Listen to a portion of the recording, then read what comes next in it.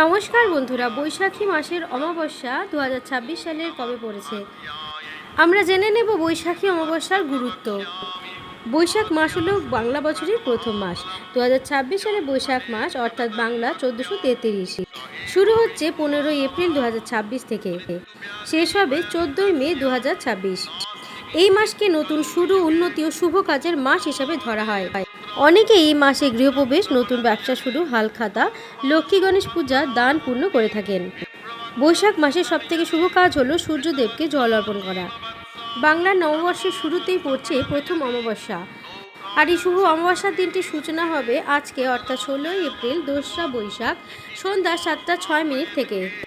এই অমাবস্যার তিথি সমাপ্ত হবে 17 এপ্রিল 2026 বা 3রা এপ্রিল 1433 শুক্রবার অপরাহ্ন অর্থাৎ 5টা 25 পর্যন্ত।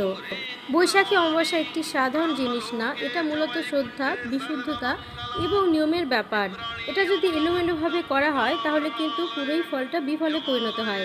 সব থেকে গুরুত্বপূর্ণ কাজ হলো ভোরবেলা উঠে স্নান করা, সম্ভব হলে গঙ্গাজল মিশিয়ে নিয়ে স্নান করতে হয়, পরিষ্কার কাপড় পরতে হয়, জল এবং কালো তিল মিশিয়ে কুশ দিয়ে পিতৃদের উদ্দেশ্যে অর্পণ করতে হয়। মন্ত্র জানলে আরও বেশি ভালো ফল পাওয়া যায়, না জানলে কোনো অসুবিধা নেই, মন থেকে প্রার্থনা করতে হয়। এই অমাবস্যার দিনে চাল, ডাল, ফল, কাপড় ইত্যাদি দান করতে হয়। ব্রাহ্মণ বা গরিব মানুষকে খাওয়ানো এই দিনটি সব থেকে ভালো। সন্ধ্যাবেলায় সর্ষের তেলে প্রদীপ জ্বালাতে হয়, লক্ষ্মীনারায়ণ অথবা শিবের নাম করতে হয়। বৈশাখী অমাবস্যার তিথিতে নিরামিষ খেতে পারেন, মদ মাংস একদম এড়িয়ে চলবেন, ঝগড়া বিবাদ একদম কন্ট্রোল করে চলতে হবে। বৈশাখী অমাবস্যা মানেই একটি নির্দিষ্ট দেবতার পূজা না, এটি মূলত পিতৃ অর্পণ, শুদ্ধ আচরণ এবং দান কেন্দ্রিক দিন। যেহেতু এটি একটি শক্তিশালী দিন, চাইলে আপনারা শিব পূজা করতে পারেন, শিবলিঙ্গে জল, দুধ, বেলপাতা দিতে পারেন, ওম নমঃ শিবায় নাম জপ করবেন। ধন সম্পত্তি বৃদ্ধির জন্য ধন সম্পদের দেবী লক্ষ্মী পূজা করা হয় এই দিনে। যেহেতু বৃহস্পতিবার থেকে শুরু হয়ে যাচ্ছে অমাবস্যা তিথি, সন্ধ্যায় প্রদীপ জ্বালিয়ে লক্ষ্মী দেবীকে ডাকা অত্যন্ত ভালো, ধ্যান করা অত্যন্ত ভালো, ফুল মিষ্টি অর্পণ করতে হয়। কিন্তু শুধু ধন সম্পদের কথা ভেবে করলে হবে না, মনের মধ্যে ভক্তি নিয়ে পূজা করতে হবে। এই অমাবস্যা তিথিতে কালী পূজা করা অত্যন্ত ভালো, বিশেষ করে লাল জবা ফুল মায়ের পায়ে দিতে পারেন, সাথে ধূপ দ্বীপ দেখাবেন। বৈশাখী অমাবস্যার দিনে কি করবেন না? এই দিনে চুল ও নখ কাটা সাধারণত নিষেধ করা হয়। শরীরের অংশ কাটা, বিশেষ করে চুল ও নখ, প্রতীকভাবে অশুভ বা শক্তি কমানোর সাথে জড়িত বলা হয়। বিশেষ করে পিতৃ অর্পণের দিন তখন শরীর ও মন স্থির রাখা হয়। বছরের প্রথম অমাবস্যা তিথিতে চাইলে আপনারা ঘরেই ছোট করে কালী মায়ের পুজো করতে পারেন।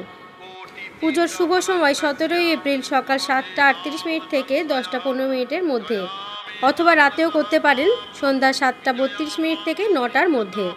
পুজো করার জন্য একটি ঘট লাগবে, পিতল বা মাটির, তার মধ্যে অবশ্যই গঙ্গা জল দেবেন, একটি আম পাতা নেবেন, একটি নারকেল নেবেন, লাল কাপড় বা সুতো নেবেন, অল্প একটু চাল নেবেন, পরিষ্কার জায়গা নেবেন অথবা বেদিও নিতে পারেন, বেদির ওপরে অল্প একটু চাল দেবেন এবং পাশে আলপনা করে নেবেন। ঘটে শুদ্ধ পরিষ্কার জল অথবা গঙ্গা জল নিতে পারেন, অল্প একটু গঙ্গা জলও নেবেন, তার মধ্যে ফুল এবং তিল দিয়ে মিশিয়ে নেবেন। সিঁদুর এবং সর্ষের তেলের মিশ্রণ দিয়ে 5টি ফোঁটা দেবেন আম পাতায়। আম পাতাটি ঘটের উপরে রাখবেন, একটি নারকেল নেবেন, 3টে ফোঁটা দিয়ে নারকেলটিও রাখবেন। ঘটের গলায় লাল সুতো দিয়ে বেঁধে দেবেন। গাঁদা ফুল, লাল জবা মায়ের ঘটের ওপরে দেবেন। মনে মনে মাকে আহ্বান করবেন, আমি আমার ঘটের মধ্যে মাকে স্থাপন করছি। পাশে ধূপ এবং প্রদীপ জ্বালাবেন, ফুল দেবেন, ফল মিষ্টি অর্পণ করবেন এবং এই সময় মায়ের নাম জপ করবেন। মা কালীর শক্তিশালী বীজ মন্ত্র এখানে লিখে দিচ্ছি, ওম ক্রিং কালিকায় নমঃ। এই মন্ত্রটি আপনারা 108 বার অবশ্যই জপ করবেন, না পারলে 11 বার অথবা 21 বার জপ করলেও হবে।